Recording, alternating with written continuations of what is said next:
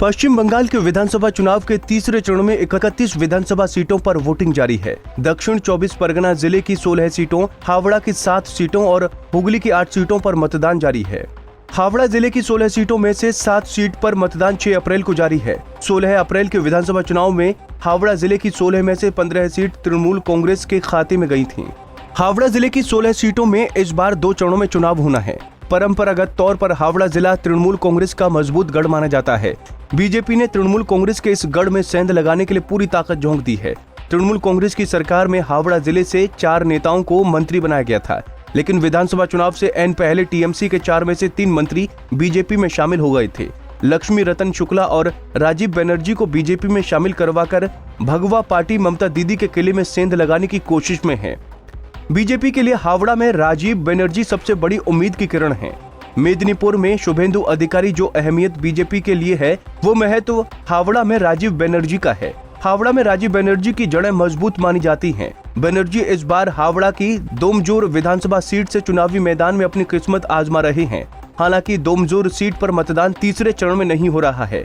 वहीं तृणमूल कांग्रेस के नेताओं का कहना है कि राजीव बनर्जी ने मुख्यमंत्री ममता बनर्जी की पीठ में चुरा घोंपा है, लेकिन बीजेपी को उम्मीद है कि दोमजोर के अलावा हावड़ा की 15 विधानसभा सीटों पर भी बनर्जी का असर दिखाई देगा। हावड़ा में जिन विधानसभा सीटों पर मतदान हो रहा है उस पर डालते हैं एक नजर। अनुसूचित जाति के लिए आरक्षित है उलबेरिया विधानसभा सीट। उलबेरिया में टीएमसी के निर्मल माझी और बीजेपी के चिनार बेरा में है टक्कर। उलबेरिया दक्षिण में टीएमसी के पुलक राय दे रहे हैं बीजेपी को सीधी लड़ाई। श्यामपुर में टीएमसी ने कालीपद मंडल की किस्मत पर जताया है भरोसा। श्यामपुर सीट से बीजेपी ने बांग्ला एक्ट्रेस तनुश्री चक्रवर्ती को दिया है टिकट। बागान में टीएमसी के अरुणावा सेन और बीजेपी के अनुपम मलिक में है लड़ाई। अमता से टीएमसी के सुकांत पॉल और बीजेपी के देवांतु भट्टाचार्य में है मुकाबला। उदय नारायणपुर से टीएमसी के समीर कुमार और बीजेपी के सुमित में है टक्कर। जगत बल्लभपुर से टीएमसी के सीतानाथ घोष मजबूती से लड़ रहे हैं चुनाव।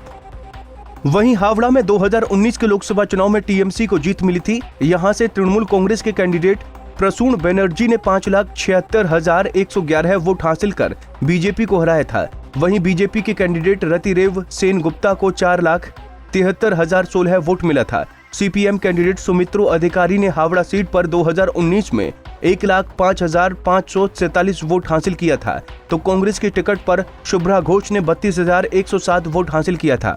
साफ है कि 2019 के लोकसभा चुनाव में हावड़ा सीट पर टीएमसी ने जीत हासिल किया था। गौर किया जाए तो इस जिले में संयुक्त मोर्चा भी मजबूत मौजूदगी दर्ज करा सकती है, क्योंकि 2019 के लोकसभा चुनाव में यहां से सीपीएम और कांग्रेस ने कुल मिलाकर 1,37,654 वोट हासिल किया था। वहीं इस बार फुरफुरा शरीफ की वजह से संयुक्त मोर्चा को मुस्लिम वोट का भी एक हिस्सा मिल सकता है। 2019 के इन आंकड़ों के हिसाब से ये भी तय है कि हावड़ा जिला की विधानसभा सीटों पर टीएमसी को पीछे छोड़ना बीजेपी के लिए आसान सौदा नहीं है। वहीं एक अनुमान के मुताबिक हावड़ा में मुस्लिमों की आबादी 26.2% है, तो हिंदुओं की आबादी 72.9% है।